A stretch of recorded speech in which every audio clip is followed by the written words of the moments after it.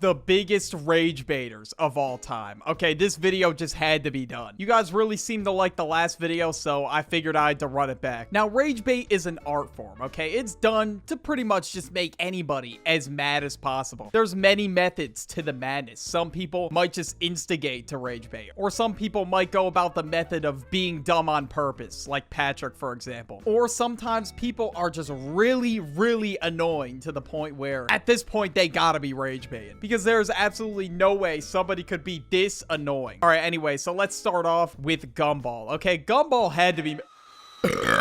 What the fuck? All right, I'm just gonna ignore that. But anyways, Gumball was always trying to annoy everybody. I don't know what it was, but he spent one episode trying to annoy Alan so much to the point where Alan just breaks and gets mad at him. Like, this dude dead ass wanted to ruin his life just so Alan would get mad at him. This is the status update he put on his Elmore Plus. God damn, bro, what the hell did Alan do to deserve that? And every single time Gumball did something to him in this episode, it just looked like Alan was about to just start crashing out, and honestly, it's a very understandable crash out. And every time he was about to, he just hit this weird ass face. I don't know what the hell this is, but to show that he was unfazed by what Gumball did. And now that he ruined his social life, he wanted to ruin his relationship. He put Darwin's face on a balloon and just had Darwin just kiss everything, even a goddamn toilet. And I don't know how Alan held back from crashing out here. I would have started throwing haymakers, bro. It would have been over. And the amount of times that Gumball got mad at Alan, at this point, Gumball is the one being rage baited for trying to rage bait. Okay, I don't know if that made any sense. And he already went too far right at the beginning, and then he asked Darwin, oh, am I going too far? After he shows a DVD to Alan of his parents getting turned into balloon animals because he sold them to some clown on the street or something. And at the end of the episode, Alan pretends to fall for Gumball's rage bait, and Gumball walks away thinking that he finally was able to rage bait Alan. And I mean, it really was 1 out of 10 rage bait. All he did was just wipe his feet across the floor so they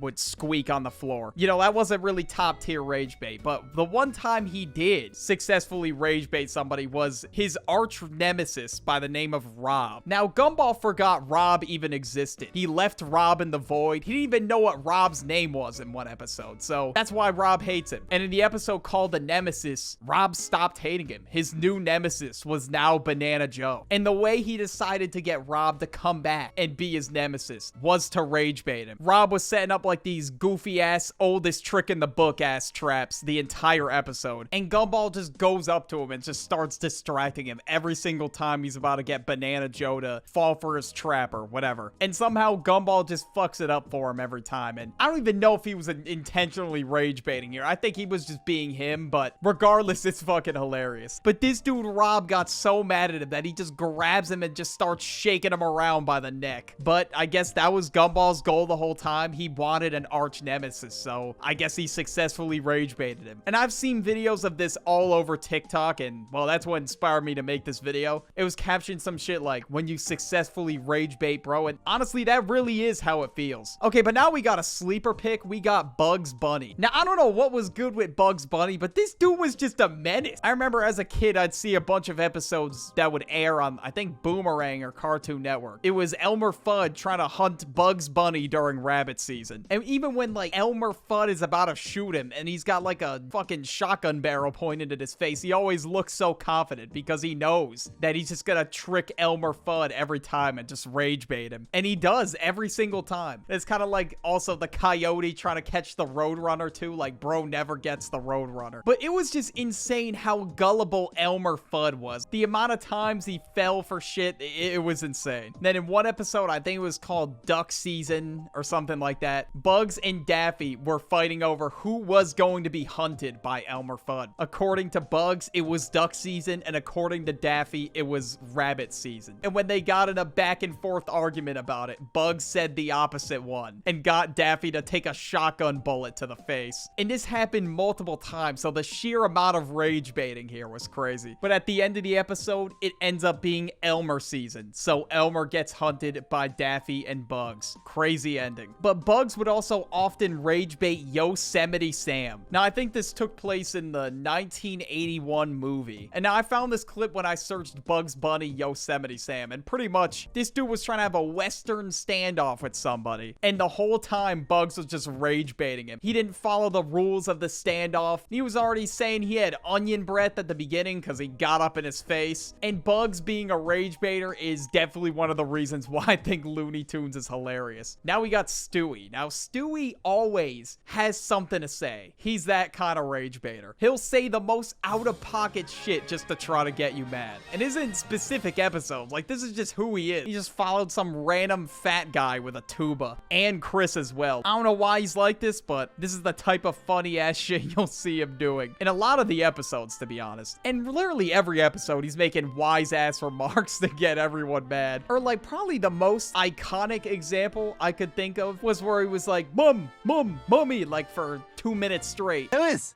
Lewis! Lewis! Mom! Mom! Mom! Mommy! Mommy! Mommy!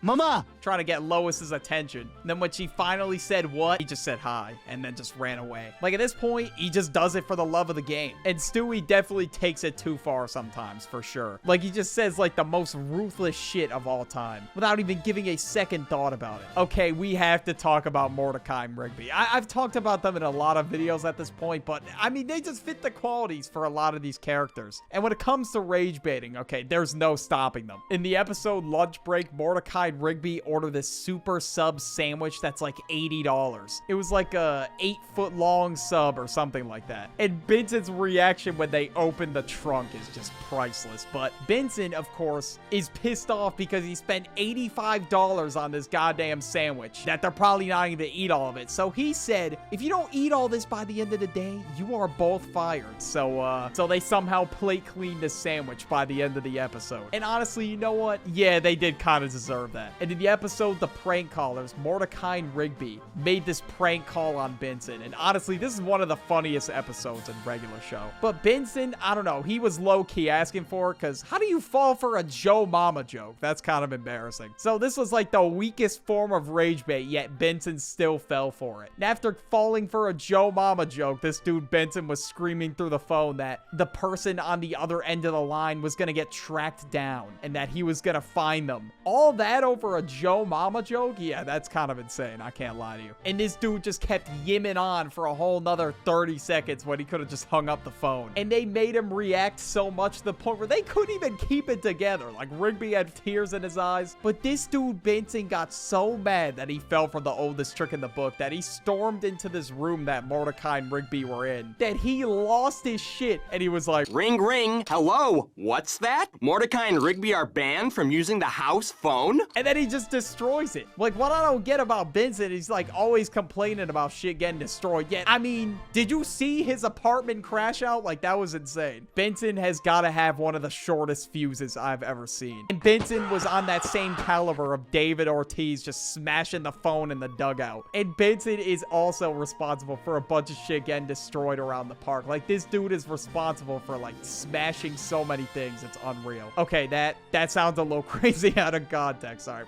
moving on. But sometimes Morcai and Rigby rage bait each other. All right, maybe sometimes they get a little bit bored of rage baiting Benson. He has a very short fuse, so obviously he's gonna fall for the rage bait. But sometimes Morcai will rage bait Rigby. In the episode Death Punchies, Morcai decides that he's gonna be player one. Rigby wants to be player one in a game, and Morcai knows he'll beat Rigby in punchies. So he says, let's play punchies for it. On purpose, knowing that he's gonna win. And then when he does, Rigby gets mad at him, and he's like, oh, it's not fair, whatever. Because obviously Rigby was not beating anybody in punchies. Skip sent him to the ER one time, so. And he did permanent damage to one of his cheeks, so they call his ass the One Cheek Wonder now. Then Morcai brought that back up and, yeah, started using it as rage bait, of course. Then Rigby throws this phone book at a closet door. Then it opens to a page, and it gives him a number to a Death Kwon Do place, where he wants to learn the punch of death, so he could finally beat everybody in punchies. And then eventually he does. He starts throwing haymakers with anything, anybody at the park. Doesn't matter to him what it is. And he gets extremely carried away to the point where he destroys the entire park. Morcai learned defensive moves, came back, and fought Rigby in a 1v1. And during the whole thing, he was still rage baiting him. He said his punches were trash because he kept blocking them with defensive moves. And then he said he was never gonna win at punchies no matter what he does. And yeah, let's keep it a buck for a second. Yeah, that's probably true. And eventually Morcai fake loses just so they'll stop fighting. And then Rigby finally gets to be player one just for him to die to a snail at the beginning of the first level. Okay, now we got Tom and Jerry. Tom and Jerry are always rage baiting each other. But to be honest, it's mostly Jerry. But Tom and Jerry are sometimes friends in some episodes. It's like a love-hate relationship. Now, when I was watching this as a kid, obviously I thought Tom was the villain. Oh, Jerry's got to get away from the mean cat or whatever. But to be honest with you, this dude Jerry was a menace. Like,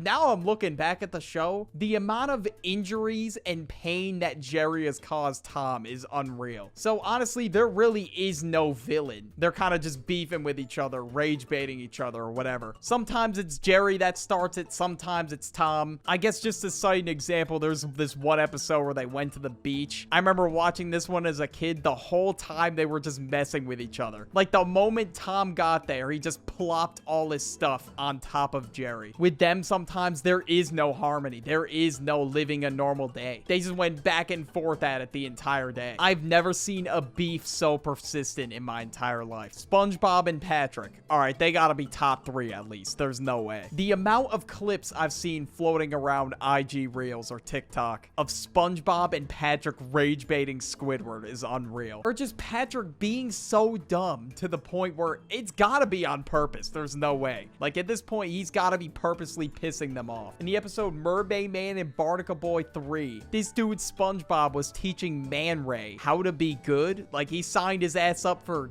goodness school. I don't know. In the first lesson, SpongeBob had Patrick drop his wallet and had Man Ray go through a what-if scenario. So he gives Patrick the wallet back. He was like, "Excuse me, sir, did you drop your wallet?" And Patrick just kept denying it. This dude showed him the ID and all. And he even said, yes, that is his ID. But it's not his wallet. He's never seen it a day in his life. And then when Man Ray explained to him that the ID was in the wallet, it's his wallet, even Patrick said that makes sense to him. But then he still denied that the wallet was his. Yeah, he's gotta be rage baiting, bro. There's no way. There's no one home up there. Like, I don't know what's going on in Patrick's brain. I have no idea. But all I know is that there is not a single thought behind those eyes. And the second lesson that SpongeBob was going to teach him is that if you see somebody struggling to lift something, maybe you should help them out. And when he tried to help Patrick out, he just kept dropping the package on his foot. I know I talked about Patrick in the last video, but look, I had to mention him again, all right? Like, it's just crazy. But in one episode, him and SpongeBob apparently dug Squidward's house underground. I don't remember the name of it off the top of my head, but I've been seeing this one clip of it everywhere where Squidward opens the door. SpongeBob and Patrick are just smirking at him. And obviously, he's losing his shit because his house is underground. What they were trying to do was dig a hole between their houses so they wouldn't play in Squidward's yard. When Squidward insulted SpongeBob, I guess Squidward called him a reprobate, and he was like, "Yeah, you reprobate!"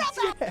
Like, what the fuck? And then most importantly, this dude Patrick said, "No need to thank us." And then Squidward yelled, "Thank you," and Patrick said, "You're welcome." SpongeBob, and especially Patrick, have got to be top tier rage baiters for sure. Now we got Robin from Teen Titans Go. And throughout the show, Robin has a rival called Kid Flash. And now Robin wanted to beat him in a foot race. And when they lined up for a foot race, this dude Robin hit him in the knee with a staff and then just ran to the finish line. And in the episode Sour Grapes, this dude was rubbing it in the entire episode. Even though, okay, yeah, he obviously cheated. And I guess he said that he was enjoying the sour grapes that he bought. I guess that's just a metaphor for being salty. I don't know. And then this dude made a whole song about it. Like, I don't know why the hell he made a song, but for the entire episode, Robin just desperately wants to beat Kid Flash in this, I don't know, crime season or whatever the hell it is. But 9 times out of 10, I feel like they are not fighting crime, which is kind of crazy. And at this point, he's just rage baiting him just to cope with the fact that he cheated. Because any other time, he's losing. Or actually, my bad, guys. He's got that all day. And now we got the most recent example I could find. In Squid Game, player 456 was rage baiting player 388. And to be honest with you, I haven't gotten that far yet, and I really don't want to spoil it. My brother, the Duck, already watched season 2, and pretty much what he told me. But I've been seeing this clip on TikTok, and, you know, I thought I'd have to include it, because the entire episode, 456 was rage baiting him. Literally just by staring at him menacingly whenever he could. But yeah, if you guys enjoyed this video, you'll like this video right here about the biggest bums in cartoons. Just click on it. Do it. What are you waiting for?